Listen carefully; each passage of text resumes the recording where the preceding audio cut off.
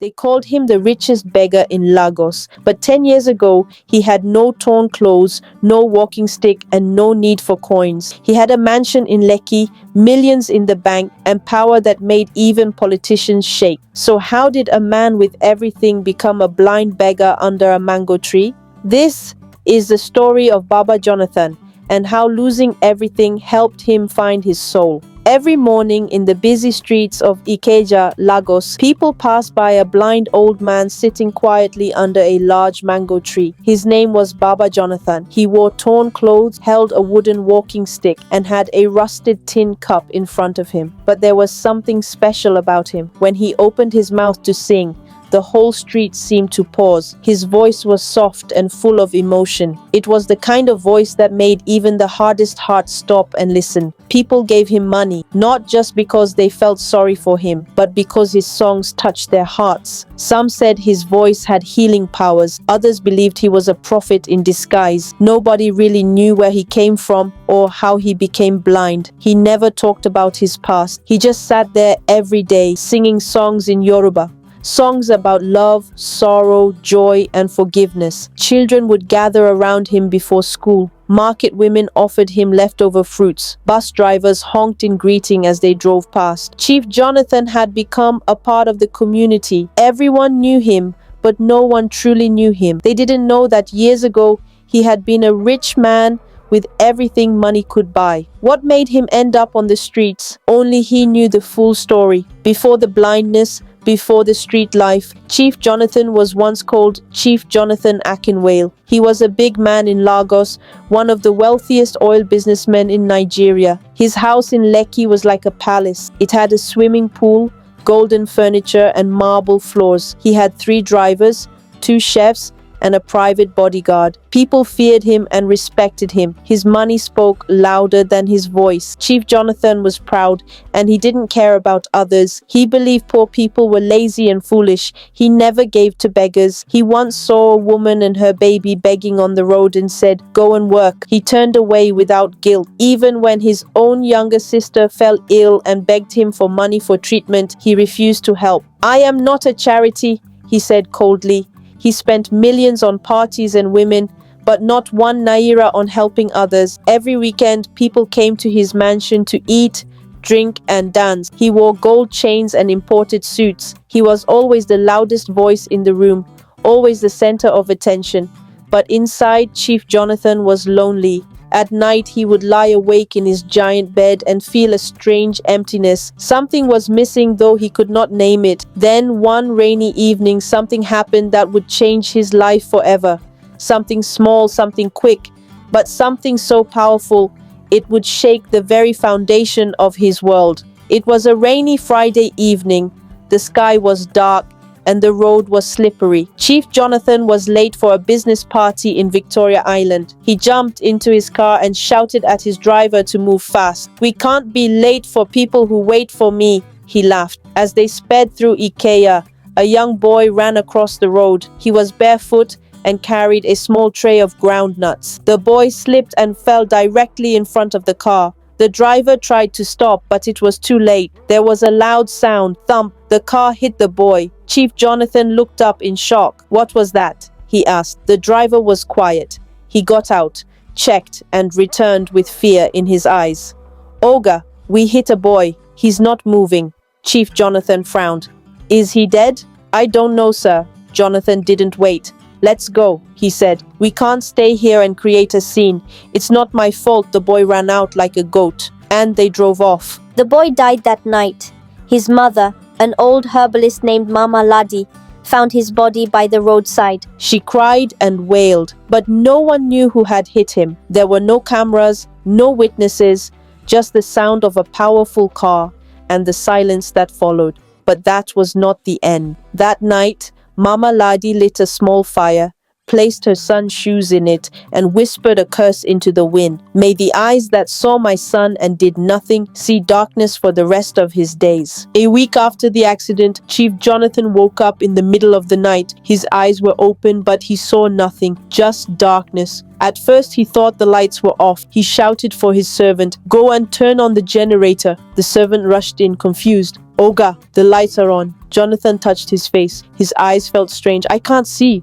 I can't see anything, he screamed. Doctors came. They ran tests, scanned his brain, looked into his eyes, but everything looked normal. Medically, there's no reason you should be blind, one doctor said. Your eyes are perfect. Still, Chief Jonathan saw only darkness. He flew to London, then to India. But the story was the same. No one could explain his sudden blindness. Some doctors even said it was spiritual. Back home, people whispered, "It's a curse," they said. He must have done something terrible. Jonathan became angry. "This is nonsense," he shouted at everyone. But deep down, he remembered the boy, the accident, the choice he made, and for the first time in years, he felt fear. His friends stopped visiting. His business partners pulled out. His wife packed her things and left. "I didn't sign up for this," she said coldly. In a few short months, the powerful Chief Jonathan lost everything: his sight, his money, his pride. But the biggest loss was yet to come. Without his sight, Jonathan could no longer manage his oil business. Deals fell through. Workers stopped listening. Fraud drained his accounts. He tried to fight back, but the people around him had already turned their backs. He was no longer useful. His expensive cars were taken. His house in Lekki was sold to pay debt. His once loyal staff disappeared. Even his family avoided him. The same people who ate at his table now walked past him in silence. Jonathan begged for help, but no one answered. "You're on your own," said his former lawyer. "You didn't help anyone when you had power.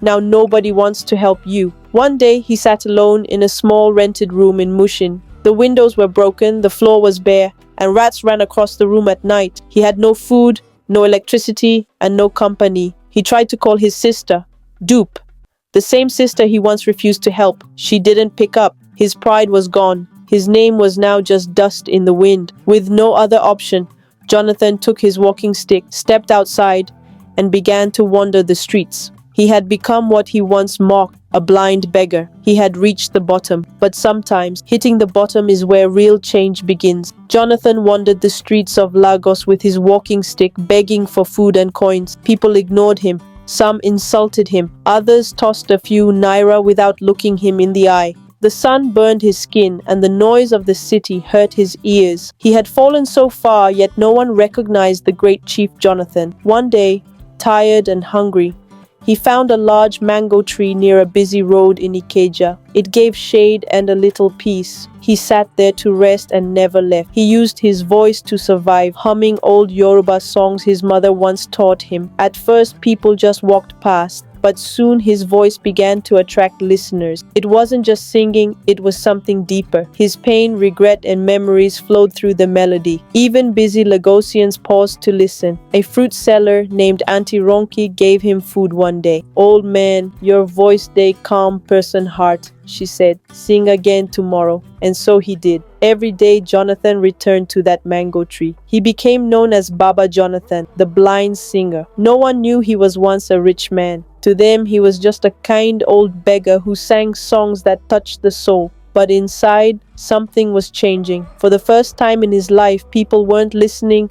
because of his money or power. They were listening because of who he had become. One evening, after a long day of singing and begging, Baba Jonathan was resting under the mango tree when a young man approached him. His name was Jaid, a university student studying music. "Sir, your voice is amazing," Jaid said. "I pass here every day just to hear you. Your songs speak truth." Baba Jonathan smiled. "Thank you, my son. I want to help you," Jaid continued. "Can I record your songs and post them online? People need to hear this." Baba Jonathan agreed, though he didn't really understand what online meant. The next day, Jaid returned with a small recorder. He recorded Baba Jonathan's songs and shared them on social media. Within days, the videos went viral. People from all over Nigeria began watching. They cried. They shared stories of how the songs reminded them of their past, their mothers, their struggles. Some said they found peace through his music. Soon, people came from far just to hear Baba Jonathan sing in person. Some gave him food. Others dropped large amounts of money into his cup. Still, he remained humble, sitting under the tree with his walking stick and his old songs. Jeed started a small donation page for Baba Jonathan. To everyone's surprise, money began pouring in. Not thousands, but millions. But Baba Jonathan didn't ask for more. He told Jaid, "Don't let money control you. I've seen what it can do." And slowly, people started calling him something new. The richest beggar in Lagos. With fame came attention. Journalists, bloggers, and news stations wanted to interview Baba Jonathan. A popular TV station offered him money to come to their studio. Politicians promised to sponsor his music, but Baba Jonathan said no. "I will not chase after what I once lost," he told Jeed. Fame without peace is noise. Some people tried to take advantage of him. One man offered to manage his donations but lied about how much he collected. When Baba Jonathan found out, he simply said, "May peace find you." He didn't fight or shout. He remembered how pride had destroyed him before. Now he had learned to live simply. He gave part of the donations to help children in the area, especially those selling on the road like the boy he once hit. He sponsored school fees, bought food for beggars, and helped a widow start a business. People were shocked. A beggar helping other beggars, but Baba Jonathan just smiled. "I was blind even when I had eyes. Now I see clearly." His story became a lesson, not just about poverty or blindness, but about second chances and what it means to truly be rich. One Saturday morning, a woman stood quietly at the edge of the crowd listening to Baba Jonathan sing. She looked older, tired, but strong. Her name was Dupe, his younger sister. After many years of silence, she had heard his voice online. She couldn't believe it. The man people now called the richest beggar was her brother, the same brother who once refused to help her. When Baba Jonathan finished singing, she stepped forward. "Jonathan," she whispered. He paused. That voice, he would never forget it. "Dupe," he said. She nodded, tears in her eyes. Baba Jonathan reached out and held her hand. He broke down. "I am sorry, I was a fool. Please forgive me." She hugged him tightly. "I forgave you long ago. I've just been waiting for you to return to yourself." They sat under the mango tree for hours, catching up. Dupe had become a nurse. She had healed, grown strong, and now wanted to help him too. But Baba Jonathan smiled. "You already have." From that day on, Dupe came every week. She brought food, helped clean his clothes, and reminded him that family is the one thing money should never destroy. With Jaid's help and Dupe's support, Baba Jonathan created the Mango Tree Foundation. It was a small charity that helped street children, blind beggars, and struggling families. It wasn't loud or fancy, but it was real. He used the money people donated to rent rooms for homeless boys, sponsor small businesses for widows, and give music lessons to children. He believed that anyone could start again, just like he did. The foundation's slogan was simple: "Not all riches are seen with the eyes." Many people asked him why he didn't buy a house or move into comfort, but Baba Jonathan would laugh gently. "This mango tree gave me a second chance. I won't leave it behind." People began calling him a living legend. Schools invited him to speak. Young musicians saw him as a mentor. Even some of the people who once laughed at him now came to ask for advice. Still, he remained the same, simple, humble, singing from the heart. One evening after a long day, Baba Jonathan sat quietly under the mango tree. The sun was setting and the street was calm. Jeed sat beside him. "Baba," Jade said, "do you ever miss your old life?" Baba Jonathan was quiet for a moment.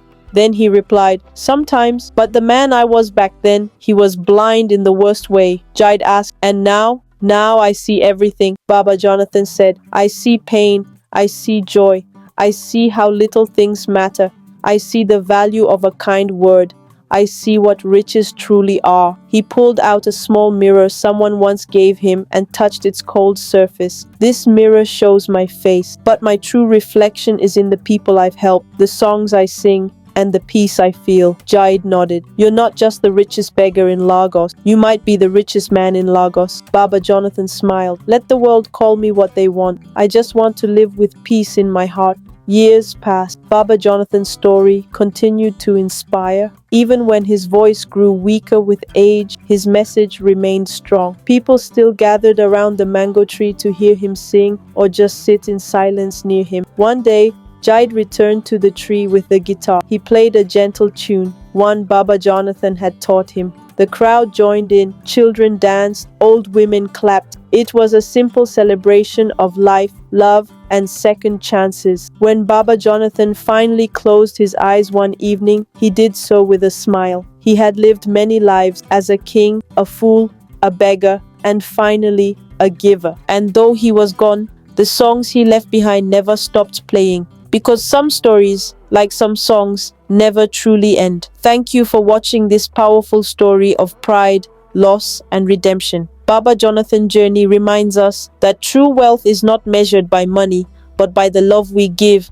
the peace we find, and the lives we touch. If this story moved you, don't forget to like, share, and subscribe to African Tales by Josephine for more inspiring African stories. And remember, no matter how far you fall, there's always a way to rise again. Click on the next video to discover another tale that could change your life.